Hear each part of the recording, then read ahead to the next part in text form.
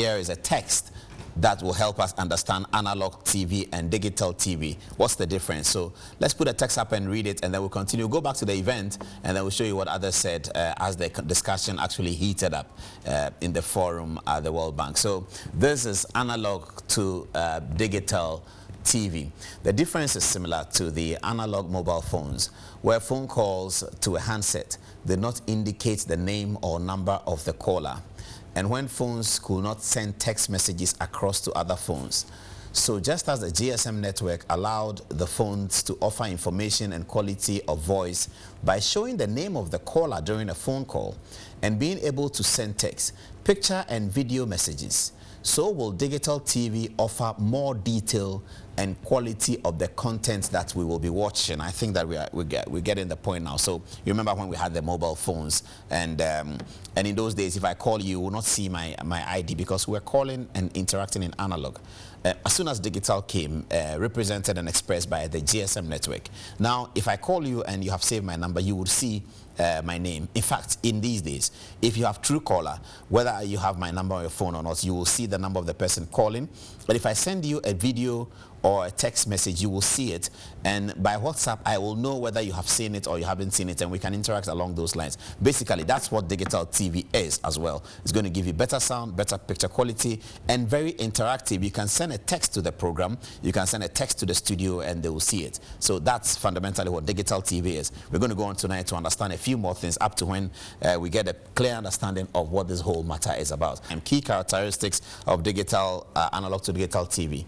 Let's have a look at that. So these are the key characteristics of analog to digital TV. All TV channels can be seen nationwide. You know that right now you can't see some stations nationwide. In fact, Metro TV is not completely nationwide. We say we are 92% covered.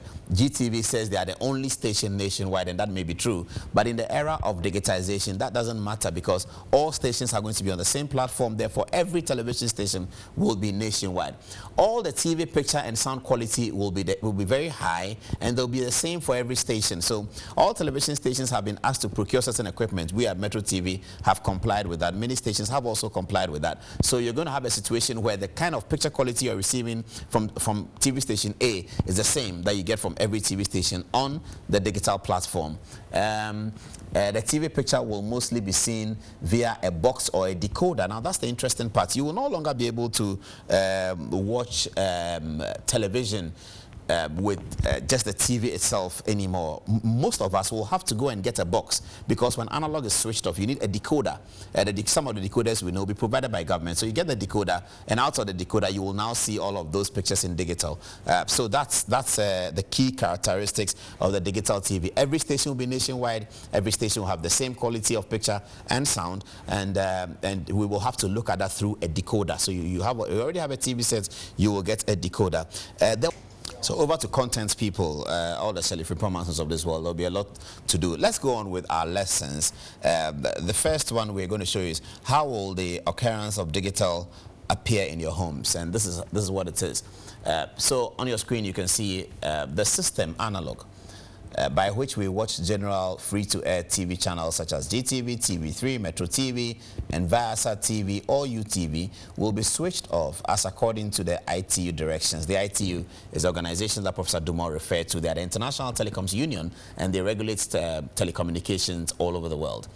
That means we can only continue to watch TV by obtaining the decoders or boxes that will be provided in the market. This box will have at least 40 channels. Now, the system that has already been built, I didn't finish reading it. The system that has already been built has a system that has 40 channels. Can we go back up to the original one? Yes, so there, let's okay, we can take it from there. So if you look at, let's take it from the line 4 after ITU directions. So we read, that means we can only continue to watch TV by obtaining the decoders or boxes that will be provided in the market. This box will have at least 40 channels. So the decoder that you get will have at least 40 channels. It could be 60, but at least 40 channels. The first 20 channels will have all the 20 TV stations that we are used to watching free. So it includes, the first 20 channels will include Metro TV, GTV, all the TV stations that we're watching. So we can now see our favorite TV channels on those 20 channels with standardized good picture and sound quality, and also across the entire nation. Then there will be the next set of 20 or more channels that may be designed as pay TV channels, so that people must pay per month, per week, per day, or in the case of special events, pay per view to see these channels. So the decoder that you will get from the government has 40 channels. The first 20 channels, which you don't need to pay for, by just buying the decoder, you can see those channels on your television, are the same channels that you're seeing today. So channel 1 may be Metro TV, channel 2 may be GTV, channel 3 may be TV3, channel 4 may be UTV, etc., up to 20. Well, there are as much as 20. There are discussions about whether we should actually have 20, because of the list of 20, only about 8 or so are very active, but there is 20. So those 20 will be migrated onto the first 20 channels on your box. And then the next 20 channels will be those that if you are paying 10 cedis a month, 5 cedis a month for it, you can see those next 20 channels. Now, because those next 20 channels are paid, they're going to generate more revenue. So what's going to happen? What has happened in other countries is that the existing television channels will create new channels. So Metro TV might create Metro Plus, and that will be channel 22. Metro TV will be channel 3, Metro Plus is 22. TV3 might create TV3 Extra. So TV3 is channel 5, TV3 Extra is channel 27. So TV3 will migrate their good programs, the one they know that you like, or the one that they want you to pay for, onto TV3 Extra. So if you have the box in your home and you haven't paid your 10 cedis a month or 20 cedis a month, you will not be able to see TV3 Extra, but you will be able to see TV3. You might not see Ghana's Most Beautiful, because Ghana's Most Beautiful will be migrated onto TV3 Extra, so that you can pay to see it, so that the money that is generated can be used to develop better programs. But it's not compulsory. You don't need to pay for it. So that's the kind of system that we should be anticipating. There would also be special events channels. So if we are 40, and I guess we'll have more than that, but if we are 40, there will be 1 channel, 2 channels for special events. What does special events mean? Special events means the Black Stars are playing England in a friendly game in Kumasi, and you can see it on channel 30, very well covered with 30 cameras, the way you see English Premier League, but you have to pay 5 cedis for it. So if you're already paying 10 cedis a month, you might pay 3 more cedis. If you are not paying at all, you will pay 5 cedis to see the Black Stars game, and that is going to raise revenue for the Black Stars, etc. If there's a movie premiere that the movie director thinks that people would like, that will also be on a special channel. And how do you pay? You're going to pay on your mobile phone. The mobile phone platform is going to be the payment platform. So you have a box, you are not a subscriber, you want to watch this particular game, you're going to send text X567 something to MTN. They will send you back a number that you can enter into your decoder and open up the channel so that you can see it. That means by doing that, your mobile phone will charge you 5 cedis if it is 3 cedis, if it is 1 cedi, 2 cedis, 50 pesos, whatever it is, the mobile phone company will charge you. So that's the game. That's the big game. And that's how television is going to be. And that's going to help people to create more programs. That's going to help you to have quality programs. And that's going to indicate whether programs are great or not. Because if a program cannot be sold for 1 cedi for people to see it, really you won't make money, and so you can't deal with it. Let's go back and look at another presentation, isn't it? Yes, that's where I got involved in the conference. So let's have a look at that. We have been slow in this process because the different pillars that must have this conversation have not been well put in place, and I've made this point before. There are 3 or 4 pillars that must have this conversation to bring it to a very speedy, logical outcome. The first one is the policy people. That means the ministry, the NCA, and all the policy people. The next group is the content providers. And when I talk about content providers, I mean people who provide content in entertainment, in news, and in sports, and other genres of broadcasting. What has happened with this set of people is that the policymakers have looked at GIBA, the Ghana Independent Broadcasters Association, as that group, but it cannot be that group. In fact, GIBA itself must be looking to recreate itself, because if you look at the genesis of the formation of GIBA, it was formed to assert a certain independence against a political monopoly, the Ghana Broadcasting Corporation. And that's how GIBA was set up. And so GIBA was set up to create broadcasters that will give an alternate opinion to what GBC was broadcasting, an alternate political opinion. This is what underpinned the establishment of the Ghana Independent Broadcasters Association. The other group is the finance people, the banks, who are going to pre-finance the content that will be provided on the basis that that content can be monetized by digital migration and the boxes. Because they have to put up a pool of money to provide a sitcom from the School of Drama in Legon, to provide entertainment content, to provide all the things that the young people who are so creative are doing all the time. And they'll put the money behind it if they are aware that the systems that are being put in place will allow Ghanaians to pay 1 cedi to see that content on television. They are not part of this conversation. We are still paying money to the Black Stars, whereas the Black Stars can be a gold mine through television. Why is English Premier League big? It's big because of television.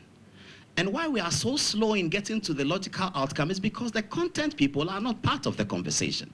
So the people who are having the conversation are asking, which box should we bring? What is the technical system? Who must have what contract? What licenses must we issue? If we do that, we will be at that place for a very long time, because you can have several opinions on that. Thankfully, in technology, there are standard practices and there's a standardization. So if we want an encryption company, the best practices are out there for us to easily pick up. If we want a standardized box, that allows a Ghanaian to pay 3 cedis to watch the Black Stars game. And if there are 6 million boxes, and you have to pay 3 cedis from your mobile phone, and the mobile phone system is connected to the box so that Ghanaians can pay 3 cedis to watch a Black Stars game. 3 times 6 million is what the Black Stars will generate. There goes government revenue, because government gets a commission on that. And so you don't no longer need the Ministry of Sports to now be asking the taxpayer to pay for the Black Stars. We could have done this in 2012. The Black Stars are away in Gabon. We are still using taxpayers' money to pay for them. Why is the English Premier League great? Because all of us watch and pay for it. And thankfully, the ICU has generated this system and asked us to automatically migrate to this system so that we can monetize the content. And we are, for 6 years, having a conversation about which box, who does what, that. The banks have never, including today, never been part of this conversation. But it is the banks that must see the case and say that if your Good Evening Ghana can pay 1 cedi and you have 100,000 people a week, then I'll give you 800,000 to make the program better, and then see whether we can turn it around. If Multimedia's news channel produces news that people are willing to pay 1 cedi 50 pesos for, they can walk to a bank and say that this is what we do. For the advertising agencies, their work is made simpler, because the system can now tell you through digital migration that the program that you aired on Joy FM or Joy TV yesterday had 200,000 viewers. That's an objective analysis, not the subjective guessing of polling of 200 people and then GeoPoll says that it looks like, you know. When Manchester United is playing Chelsea, they will tell you that 1.3 billion people are seeing it. If you look at Facebook, you can tell that 100 people saw the video. That we need to quickly get there. The reason why we haven't gotten there, Mr. Chairman, is because the critical pillars that have to be part of the conversation have never been part of the conversation. Until we do that and bring them in and ask the NCA to standardize. So NCA, what are we doing? So we have a standard system that's been built by KNet. Best practices, we tick the box. What kind of boxes must we put into the system to allow Ghanaians to be able to pay if they want to? What did England do? They had 4 or 5 channels. They migrated that free automatically, and that's what the policy that the NCA has been working with, which makes sense. So we have 20 channels also. So you migrate the 20 free. Everyone can see them, whether they pay something or not. Then you have another set of 20 channels on the same box, for which people will have to pay to see it. You will find that TV3 might migrate their Ghana's Most Beautiful onto that channel and call it TV3 Plus. ITV did that in England. So they created an ITV2, and that's where they migrated their prime content. And so you pay to see that. So if you haven't paid anything, you will still see TV3, but you will not see Ghana's Most Beautiful live. You might see it the next day on the free channel. I don't know how long a journey we need to travel to get to this part of the conversation, which is what will guarantee government's revenue, because the DTT company that has been proposed will be a government company that will take commission from this and run the system. The taxpayer has paid $90 million to KNet to fix the system. How are we going to recover that money? Why are we forever, NCA and all the parties, complicate this matter and keep talking at round tables for 5 years? Because the content, Shirley Frimpong-Manso is not here. She is a content provider, and she can't go to a bank today because what's he going to tell the bank? But if the system works such that there's a channel on the 40 boxes, that is a special events channel, where if the Black Stars are broke, we call over Brazil to come for a friendly game in Kumasi and give the rights to GBC to produce the filming, or DSTV, whoever, and sell that content across Africa for $2.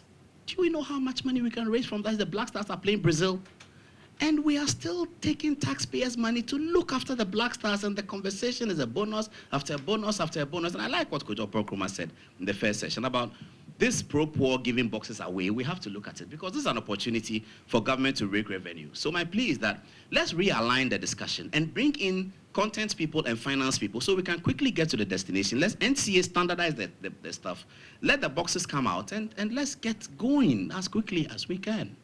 So the discussion went very well, and we thank the Komla Dumo Foundation for this. So that you're following it, our Facebook page is buzzing, and people are asking a lot of questions. And so we are happy to engage all of those questions. The script that we read from, which we showed you, I'll be putting it up on our Facebook page, and you can have it as it's about 2 pages, and it seems to sort of, we tried that it answers almost all the questions that people are asking tonight. Those programs that I was mentioning, Ghana's Most Beautiful, and all, they are just examples. I don't know what TV3 wants to do. I don't know how they'll do it, but I'm just picking examples of programs that are sufficiently popular that you might think that people might want to pay 50 pesos in one city to see it. Good Evening Ghana would be one of those, I hope, but these are just examples. Let's go back to our scripts, and we're wrapping up at this stage. There's a word that confuses a lot of people that the technical people have been using. It's called encryption. So let's understand what is encryption. So encryption is understood, as you can see on your screen, as a system that creates a conditional access to the content from the decoder. So the access to that content is based on a condition. The condition is that the person must have paid. So let's read on. That means some of the content is blocked until a subscriber has paid to open up the access. So what opens up the access is your payment on your mobile phone. So that is the system that will be used for the second set of 20 channels that we talked about. Most likely, mobile phones will become the platform on which we will pay to get access to the encrypted content for the encrypted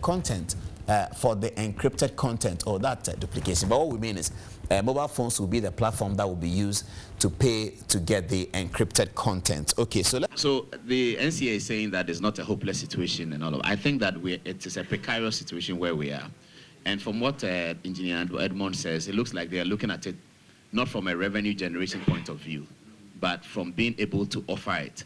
Because if you offer it to the people and you are not able to generate revenue out of it, even when we know people can pay 1 cedi and 2 cedis based on the airtime that we spend on our mobile phones, that people can pay 1 cedi and 2 cedis for it. If you deny the government and the system that amount of money, then the problem occurs. Akwesi was talking about advertising, and that all the models we've talked about has been tried before.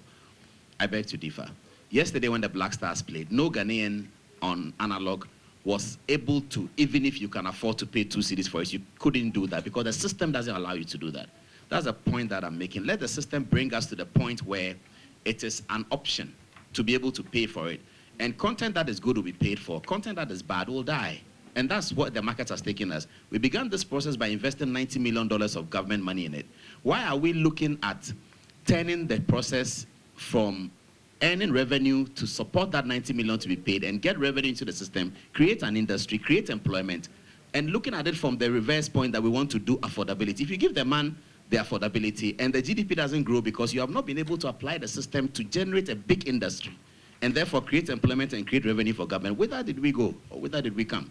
The NCA, I think, has looked at it completely the other way. There's opportunity for us to look at it again and get this thing working properly. So the advertising conversation that Akwesi was talking about the market being small, it's a yesterday's conversation. It's completely yesterday's conversation all over the world. The advertiser must now look for you if you can demonstrate that 200,000 people are watching your program. The advertisers chase the English Premier League because of television. Why can't we do that here?